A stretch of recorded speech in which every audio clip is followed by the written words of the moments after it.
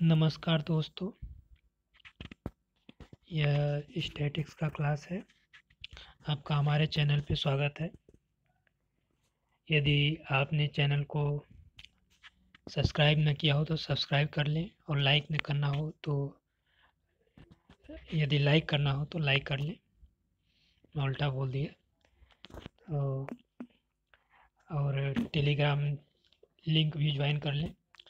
यदि आप MEd entrance की तैयारी करना चाहते हैं या एमए एजुकेशन की, तो यह उसके लिए वीडियो है जिसमें स्टैटिक्स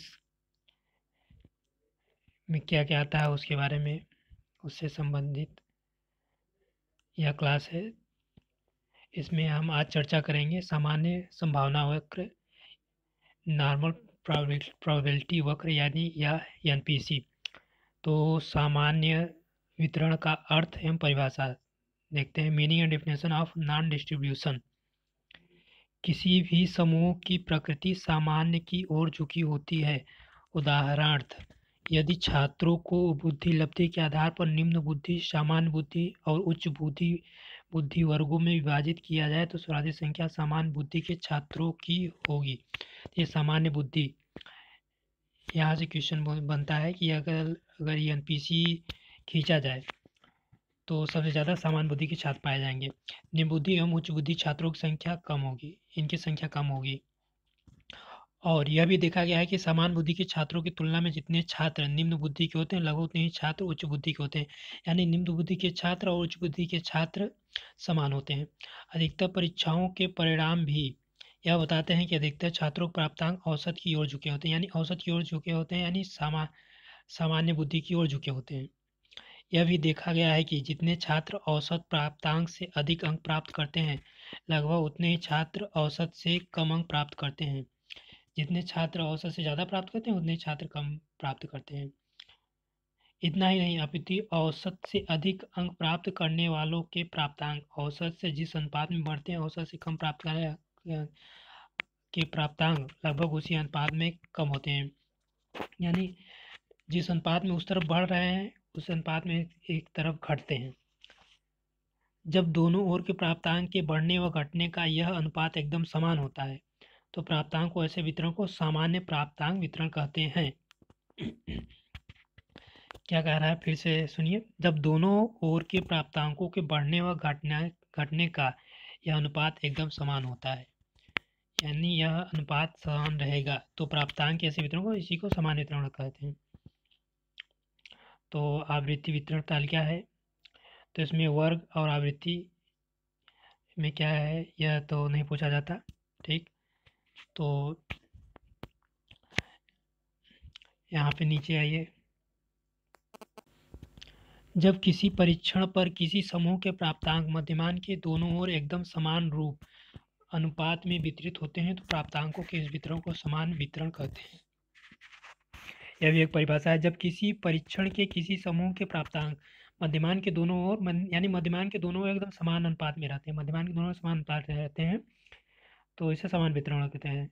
तो सामान्य, अब आगे आते हैं इसकी परिभाषा। समान संभावना वक्र का अर्थ एवं परिभाषा। समान संभावना वक्र की अर्थ एवं परिभाषा। तो meaning and definition of normal probability वक्र। किसी भी समूह के किसी भी चर पर प्राप्तांक स्कोर प्रायः औसत मध्यमान की ओर झुके थे, यानी पहले भी बताया मध्यमान की ओर यानी बीच में होंगे। जब इन प्राप्तांकों का मध्यमान के दोनों ओर वितरण एक समान होता है, तो प्राप्तांकों के एक प्रकार के वितरण को सामान्य वितरण वक्र कहते हैं। दोनों ओर समान होगा। तो इसका आगे चित्र भी है, यह देखिए इसका चित्र कैसे बनता है। बीच में आप देख रहे हैं एकदम समान है, और किनारे किनारे कैसा है कि किनारे किनारे एकदम समान है, बीच में उठा हुआ है, उभरा हुआ है। तो यह आगे बताया जाएगा इसके बारे में। आगे पढ़ते हैं। तो इस प्रकार की प्राप्तांकों को आरेख को सामान्य वितरण कहते हैं। वास्तविकता यह है कि प्राप्तांकों का इस प्रकार का सामान्य वितरण व्यावहारिक रूप से कभी नहीं होता, इसके लगभग ही होता है। तो व्यावहारिक रूप से ऐसा नहीं है, लगभग होता है, और इस लगभग होने के आधार पर इसके होने की संभावना की जाती है। यही कारण है कि इस प्रकार के संभावना प्राप्तांक को सामान्य वक्र नॉर्मल कर्व न कहकर सामान्य संभावना वक्र नॉर्मल प्रोबेबिलिटी कर्व एनपीसी सामान्य संभावना मतलब संभावना ही बोल दिया है, सामान्य वक्र नहीं किया, क्योंकि व्यावहारिक रूप कभी होता नहीं, इसलिए इसे सामान्य संभावना वक्र कहते हैं। नीचे सामान्य संभावना वक्र का विचार सर्वप्रथम 1933 में फ्रांस के डी मोइवर जो हैं, तो यह नाम आता है आपके एग्जाम में कि मस्तिष्क में आया। इस वक्र की गणितीय समीकरण की प्रस्तुति भी की। कुछ विद्वान इस वक्र के उनके नाम के द्वारा डी मोइवर वक्र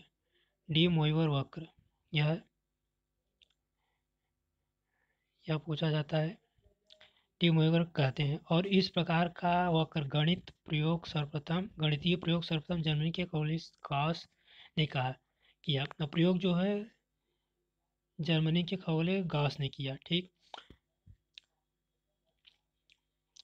इसलिए कुछ विद्वान से गॉसियन वक्र भी कहते हैं, शायद इसे गॉसियन वक्र भी इसीलिए नाम पड़ गया, यहाँ से पूछा जाता है गॉसियन वक्र। उसके बाद पर सामान्य प्रयोगों में इसे समान संभावना वक्र कहते हैं। अब यदि हम इसे परिभाषित करना चाहें तो इसे कहते हैं समान संभावना वक्र ऐसा सैद्धांतिक आदर्श एवं गणितीय वक्र है जिसके प्राप्तांक मध्यमान के दोनों ओर एकदम समान रूप से वितरित होते हैं। इसके प्राप्तांक मध्यमान के दोनों ओर समान रूप से वितरित होते हैं।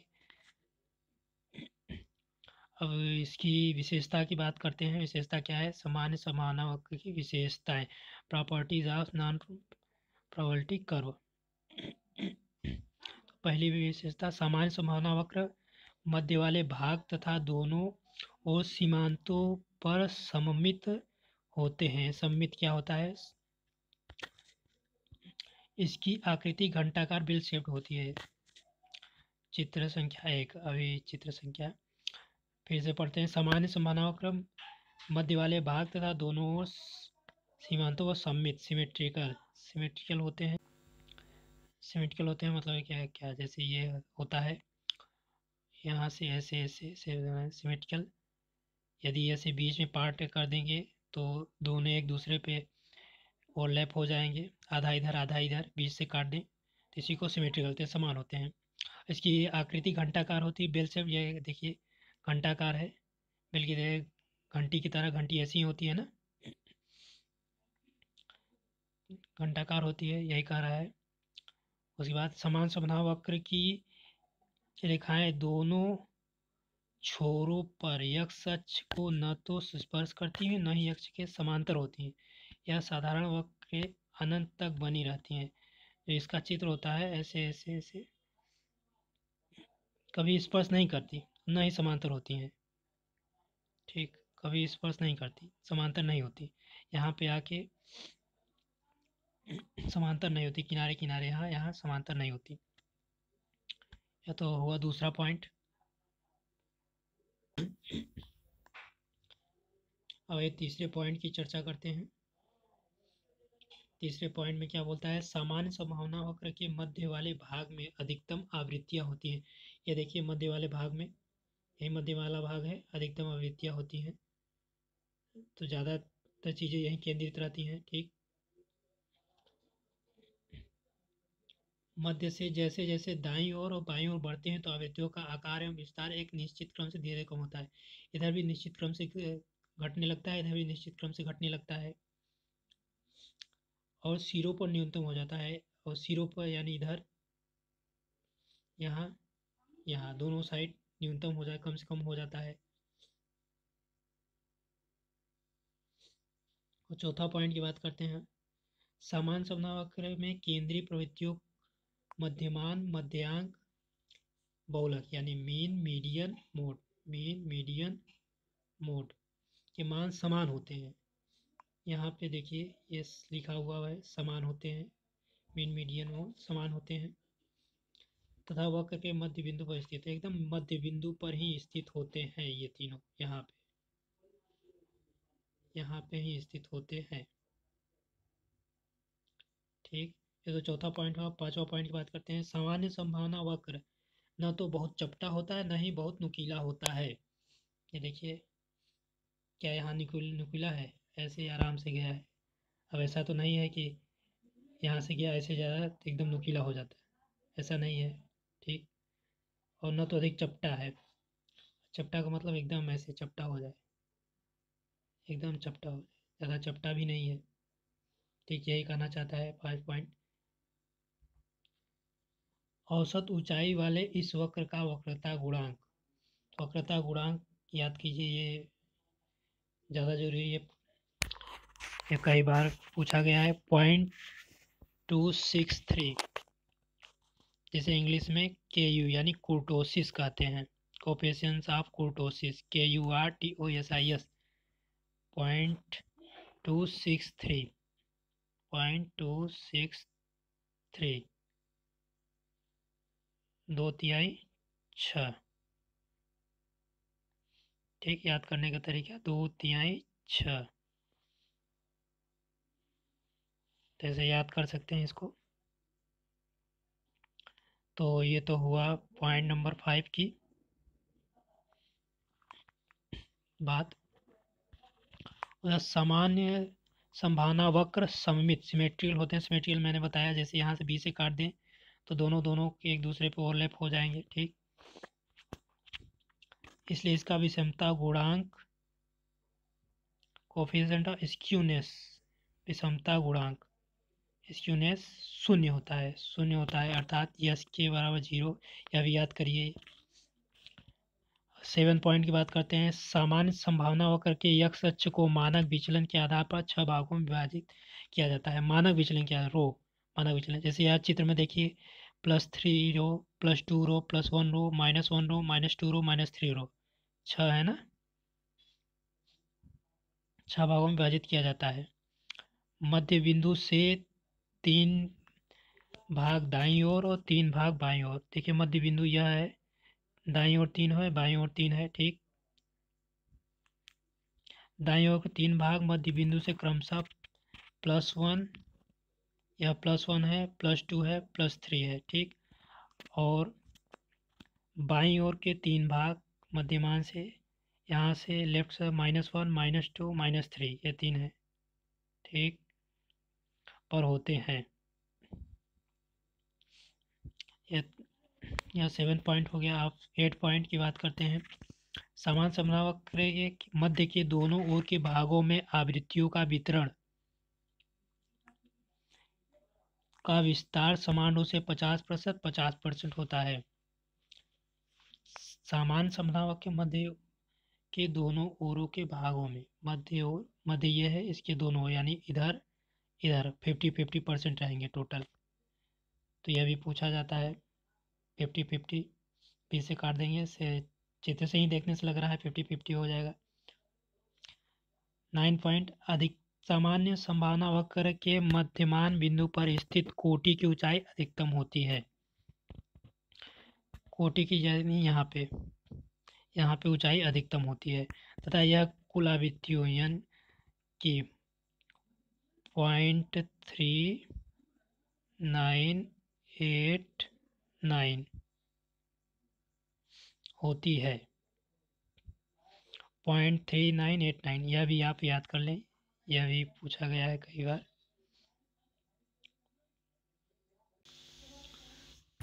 तो यह चित्र देखिए आप, 50-50 वाला।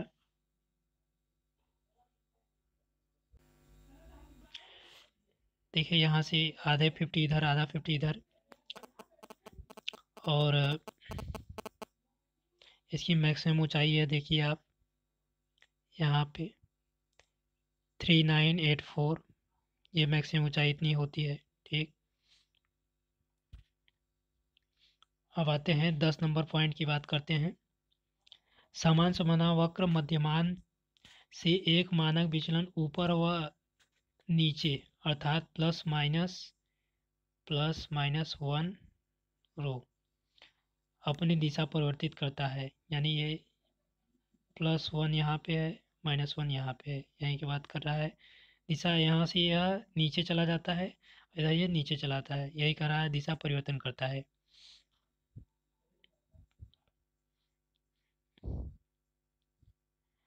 यह वक्र +1 रो से -1 रो के बीच आधार रेखा की ओर अपनी दिशा की ओर अवतल होता है।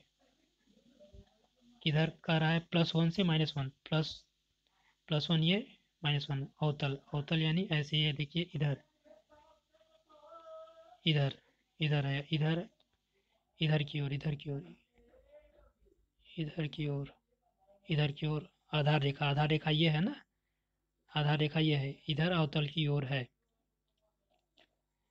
जबकि +1 से ऊपर व -1 के नीचे अर्थात दोनों सिरों पर आधार रेखा की ओर उत्तल होता है। और उत्तर होता है, देखिए +1 के ऊपर, +1 यह है, +1 है, ये इधर देखिए उत्तल, ये उत्तल लिखा भी हुआ है, यहाँ अवतल लिखा हुआ है, इधर ही उत्तल लिखा हुआ है। -1 के ऊपर, -1 के नीचे अर्थात दोनों सिरों पर आधार रेखा की ओर, आधार रेखा की इधर भी उत्तल है, इधर उत्तल है। यह भी ध्यान देने योग्य पॉइंट है। आगे बात करते हैं 11 नंबर पॉइंट की। समान संभावना वक्र तथा आधार रेखा के मध्य का क्षेत्रफल समान संभावना वक्र का क्षेत्रफल कहलाता है। समान संभावना वक्र तथा आधार रेखा के मध्य के क्षेत्रफल, ये समान, ये इसके बीच और इसके बीच का क्षेत्रफल संभावना वक्र का क्षेत्रफल कहलाता है। ठीक, और यह कुल आवृत्तियों को प्रकट करता है, कुल आवृत्तियों को प्रकट करता है, जितने अंदर जितने भी चीज़ें हैं। सामान्य संभावना वक्र की किन्हीं दो कोटियों के बीच का क्षेत्रफल उन कोटियों के सापेक्ष प्राप्तांकों के बीच अंक पाने वाले छात्रों को प्रदर्शित करता है। जितने भी प्राप्तांक हैं वो छात्रों को प्रदर्शित कर, यहाँ यहाँ यहाँ यहाँ ये सब छात्र कितने इसमें आएंगे उनको प्रदर्शित करेगा। यह कुल क्षेत्रफल का एक निश्चित प्रतिशत होता है। यम से +1 रो के मध्य 34.13%। यम यानी मध्यमान, ये देखिए बीच से, ये बीच है, बीच से यहाँ तक ये तीर का जो निशान लगा हुआ है इतना 34.13 है। ठीक, ये इतना 34.13 है, इधर ये भी इतना है 34.13 है। ठीक, +1 से -1 तक ये यम है, मध्यमान है। ठीक, 34 होता है, यह भी पूछा गया है। उसके बाद आगे क्या है? यम से +2 रो के मध्य 47.72 प्राप्तांक, ये तो मध्यमान है। यहाँ पे यहाँ से +2 तक, ये +2 है ना, यानी यहाँ से यहाँ तक, ये यहाँ से आते चित्र भी बना है, देखिए इसमें 47.72, 47.72, यहाँ से यहाँ तक 47.72। ऐसे ही इधर भी, उधर साइड में 47.72 माइनस तक, यम से -2 तक 47.72, यानी जितना लेफ्ट साइड है उतना ही राइट साइड है। ठीक, उसके बाद तथा यम से +3 रो के मध्य 49.87, यम बीच वाला यम यानी मध्यमान। ठीक, चलिए कि +3 तक, देखिए ये +3 तक 49.87 यह लिखा है, इधर भी 49.87। ठीक, मध्यमान से इधर भी +3 तक -3 तक 49.87।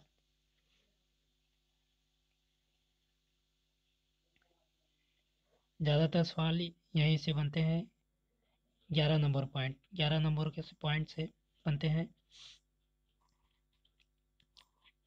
इसलिए यहाँ पे हम देख रहे हैं 34.13 इधर भी है, 34.13 इधर भी। ठीक, 47.72 इधर भी, 47.72 इधर है। ठीक, 49.87 इधर भी है, 49.87 इधर भी है। ठीक,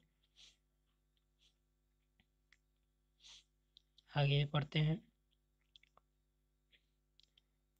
तो ये वाला पॉइंट देखते हैं। मध्यमान से प्लस माइनस 1 रो के बीच 34.13 प्लस 34.13 34.13 तो 68.26 प्राप्तांक हो जाएंगे। यानी ये दोनों 34.1 तो 34.13 को जोड़ देंगे तो कितना आएगा 68.26। ठीक। और सेकंड पॉइंट बात करते हैं प्लस माइनस 2 रो की बात करते हैं। प्लस माइनस 2 रो इतना पूरा जोड़ दें, यानी इतना पूरा जोड़ दें, इतना पूरा जोड़ देंगे तो 95.44 आ जाएगा। 95.44 प्रतिशत प्राप्त हो जाएंगे। ठीक। उसके बाद अब आते हैं तीसरे पॉइंट की, प्लस माइनस 3 रो से, यानी +3 -3 रो यहाँ से यहाँ तक, यानी ये पूरा जोड़ दें। ठीक। तो ये पूरा जोड़ने पर 99.74 प्राप्तांक प्राप्त होते हैं। तो यहाँ से भी प्रश्न पूछे गए हैं, ये 3 पॉइंट ये पूछा गया है। ठीक। उसके बाद क्योंकि +3 रो के बीच 99.74 अर्थात लगभग सभी प्राप्तांक आ जाते हैं, इसलिए व्यवहारिक समस्याओं के समाधान के लिए एनपीसी में +-3 के में सभी प्राप्तांक 100% मान लिए जाते हैं। तो ये कोई इम्पोर्टेंट यहाँ से कुछ नहीं पूछा जाता। आगे 12 पॉइंट की बात करते हैं। सामान्य समाधान में मध्यमान से विचलन की विभिन्न सांख्यिकी मापे डिफरेंस मेजर ऑफ डेविएशन की गणना सरलतापूर्वक की जा सकती है, जैसे Q1 प्रथम चतुर्थांश, Q3 तृतीय चतुर्थांश समान रूप से एक ही दूरी पर होते हैं। यह दूरी यहाँ से भी कुछ नहीं पूछा जाता, याद करने की कोई ज़रूरत नहीं है। 12 पॉइंट देखते हैं क्या लिखा है। सामान्य संभावना वक्र में चतुर्थांश विचलन का मानक विचलन के मान का लगभग करते हैं। यहाँ से भी अभी तक कुछ नहीं पूछा गया है। आगे चलते हैं 14 नंबर पॉइंट के बाद, सामान्य संभावना वक्र की गणितीय समीकरण। तो यह समीकरण पूछा गया है, यह समीकरण क्या होता है। ठीक। तो समीकरण आप लोग याद कर लीजिए, समीकरण कई बार पूछे गए हैं, यह बहुत लंबा समीकरण है। समीकरण क्या है आपका, यह समीकरण है y बराबर n/σ √2 पाई e⁻²,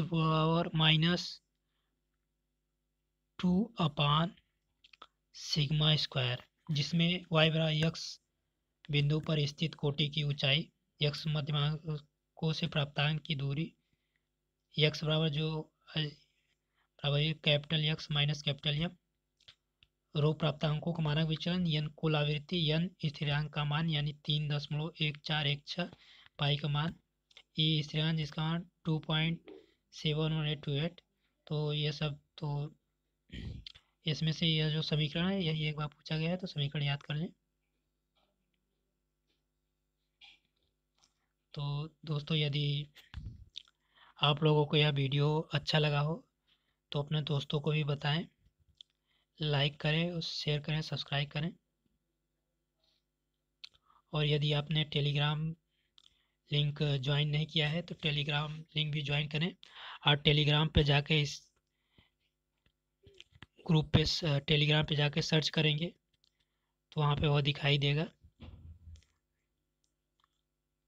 हो सकता है लिंक पे क्लिक करने पर ना खुले, तो आप टेलीग्राम पे जाके सर्च करें, जो लिंक दिया गया है उसी लिंक को टाइप करें